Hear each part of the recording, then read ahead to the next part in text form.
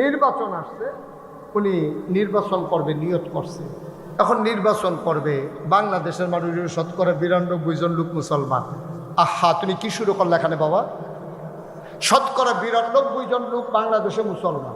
সারা সবাই এটা পছন্দ করে যে এবার যেই দল বন্ধ করে এই দল করুক, নামাজটা যে বেড়া পড়ে এই দ্বারে মানুষ খুব পছন্দ করে। এবার নির্বাচন করবো নিয়ত করছে, ওখানে এবার নামাজ ছাড়ে না। আপনারা শুনলে আশ্চর্য হবেন, আমাদের এলাকায় একবারে নির্বাচনে রয়েছে, আসরের নামাজ পড়ে রয়েছে 2 বার। আসরের নামাজ পড়ছে কয়বার? আরে 2 দিনে না, 1 দিনে। এটা মনে করছে 2 দিনে পড়ছে 2 বার। কয় দিনে? 1 দিনে এবার আসরের নামাজ পড়ছে।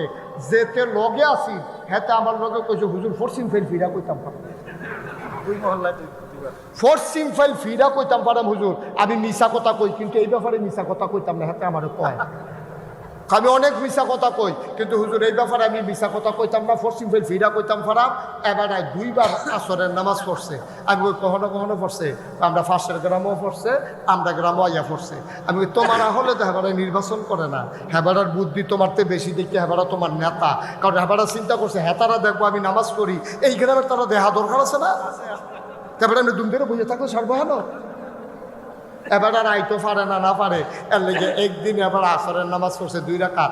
আপনারা শহরের কাছের মানুষ, মাশাআল্লাহ অনেক চালাক হইছেন আপনারা। আপনারা বিবেকের কাছে আমার প্রশ্ন, যেই লোকটা একদিনে আসরের নামাজ পড়লো 2 বার, আল্লাহ ফরজ করছে কয়বার? এই অসুবিধা পড়ছে কয়বার? তাহলে এটা আল্লাহর লেগা পড়ছে না বুডের লেগা পড়ছে? তোমার নামাজ নট, তোমার নামাজ ফাও গেছে। এই মেহনত করলে আর কি, আডু বাড়ি ধরাইলে আর কি, কারবার হইছে না।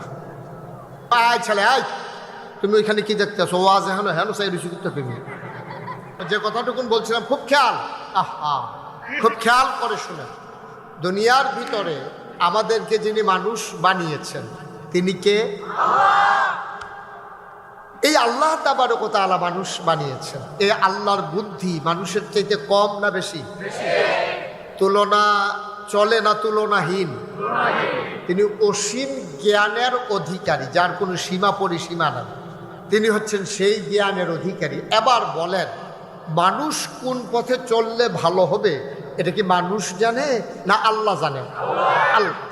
আল্লাহ জানেন। মানুষ আপনার এমনি জায়গা লইয়া, হুতনের জায়গা লইয়া বইয়ে রয়েছেন, তারা আমি তো খেয়াল করছি না তখন।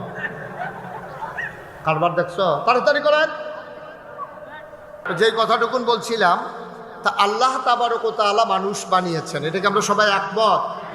তাইলে মানুষ কোন পথে গেলে চললে ভালো হবে এটা কি মানুষ জানে না আল্লাহ জানে? আল্লাহ তাবারক ওয়া তাআলা এই জন্যে এই কোরআনুল কারীম 30 পারা কোরআন পাঠিয়েছেন। সময়ের ব্যবধানে, কালের পরিক্রমায় তিনি ধীরে ধীরে প্রয়োজন অনুপাতে এই কোরআনুল কারীমের 30 পারা, 114 সূরা, 6666 আয়াত পর্যায়ক্রমে ধীরে ধীরে নাজিল করেছেন। যেহেতু নবী আর আসবেন না, নবী নিজেই বলেছেন আনা খাতামুন নবিয়্যিন লা নবিয়্যা বা'দ, আমি হলাম সর্বশেষ নবী, আমার পরে আর নবী নাই। নবী যে আসবেন না তার সুস্পষ্ট প্রমাণ হচ্ছে কোরআনের সেই আয়াত। কোরআনে ঢোকার আগে মারদুদ শয়তান থেকে ফেলা হয়েছে, যিনি রহমান যিনি রাহিম, তার নামে চলেন শুরু করি, সবাই পড়ি। আউযু বিল্লাহি মিনাশ শাইতানির রাজিম। বিসমিল্লাহির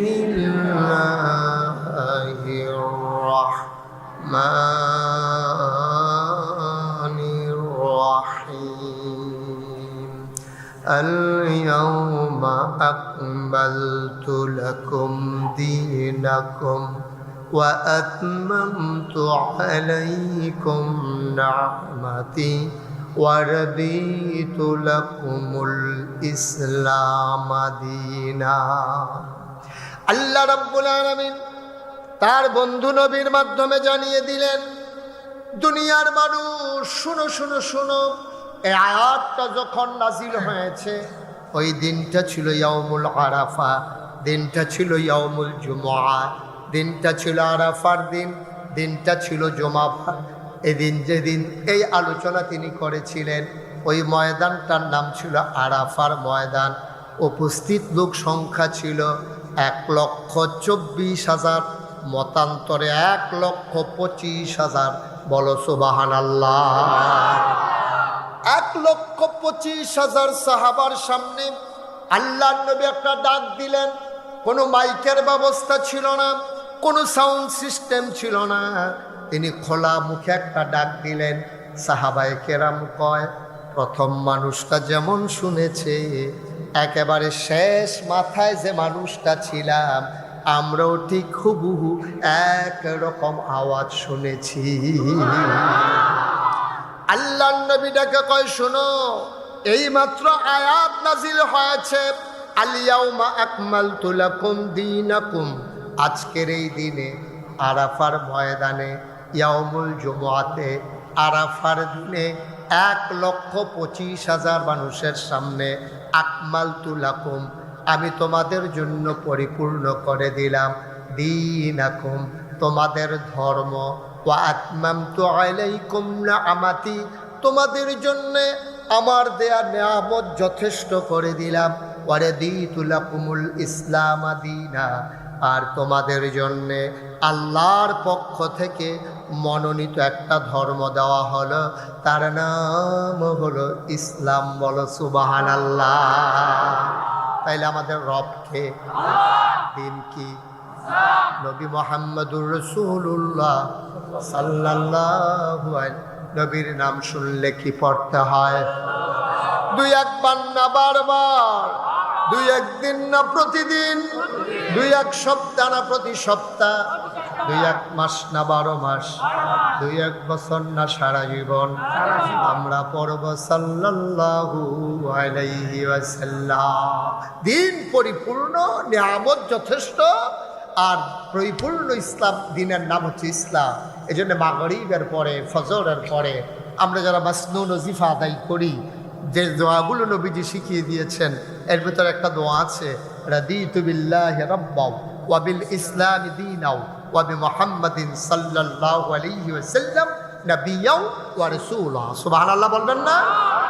এই দিন যেহেতু পরিপূর্ণ, নিয়ামত যেহেতু যথেষ্ট, তাইলে প্রমাণ হয়ে গেল দিন পরিপূর্ণ হয়ে গেল। আর পরিপূর্ণতার জন্যই নবী এসেছিলেন। তাইলে প্রমাণ হয়ে গেল যে এই জমানা, এই দুনিয়াতে মানুষ থাকবে, কিয়ামত পর্যন্ত মানুষ আসবে, কোনোদিন আর একজন নবী রাসূল আসবেন না। ঠিক কিনা? আমরা একমত সবাই? এই জন্যই নবীর 3টা বিখ্যাত উপাধি। তিনি ইমামুল মুরসালিন, তিনি খাতামুন নবিয়্যিন, তিনি রাহমাতুল লিল আলামিন। তার বিখ্যাত উপাধি হচ্ছে তিনি খাতামুন নবিয়্যিন। তার মাধ্যমে নবুয়তের দরজা বন্ধ। নিজেও বলেছেন, আনা খাতামুন নবিয়্যিন লা নবিয়্যা বাদি, আমি সর্বশেষ নবী, আমার পরে আর নবী নাই। সুবহানাল্লাহ বলবেন না? নবী আর আসবেন না, প্রমাণ হয়ে গেল। কিন্তু আল্লাহ তো মানুষ বানাবেন। এই মানুষগুলো কেমন করে সঠিক পথের দিশা পাবে? কেমন করে মানুষগুলো জান্নাতে যাবে? কেমন করে মানুষগুলো অন্ধকার থেকে আলোতে আসবে? কেমন করে মানুষগুলো গুমরাহি থেকে হেদায়েতে আসবে? কেমন করে মানুষগুলো কুফর থেকে ইসলামে আসবে? জানানোর জন্য আল্লাহ তাবারক ওয়া তাআলা যুগে যুগে যে নবী আর রাসূল পাঠালেন। আমরা এইমাত্র শুনলাম নবী আর আসবেন না, তাইলে মানুষ তো আসবে। আসবে না কি আসবে না? কবে ১,৫০০ বছর আগে নবী এসেছেন। এই জমানায় আমি মুশতাক হয়ে যে এসেছি, আপনারা সবাই এসেছেন। এখন নবী নাই, কিন্তু আমরা জান্নাতে যাওয়ার আশা করি, জান্নাতের পথ পেতে চাই, জাহান্নাম থেকে বাঁচতে চাই। কে করবে এই কাজ?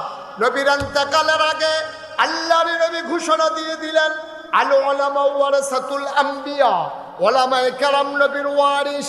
যেই কাজটা আমি করতাম, আমার পরে ওই ওলামায়ে কেরাম সেই কাজ করবে। ঠিক কিনা? ওলামায়ে কেরাম মসজিদের জুমার নামাজের আগে খুতবায়, ওই ময়দানের ওয়াজে, মাদ্রাসার ক্লাসে, ওই বিভিন্ন আলোচনায় নানানভাবে মানুষকে দ্বীনের পথে ডেকে ডেকে আনবে। যেখান থেকে আনবে সেই ময়দান সেই মাহফিলের মঞ্চ যদি মাহফিলগুলো বন্ধ করে দেওয়া হয় তাইলে বোঝা গেল মানুষকে জান্নাতে যাওয়ার ব্যবস্থা বন্ধ করে দেওয়া হয়, ঠিক কিনা?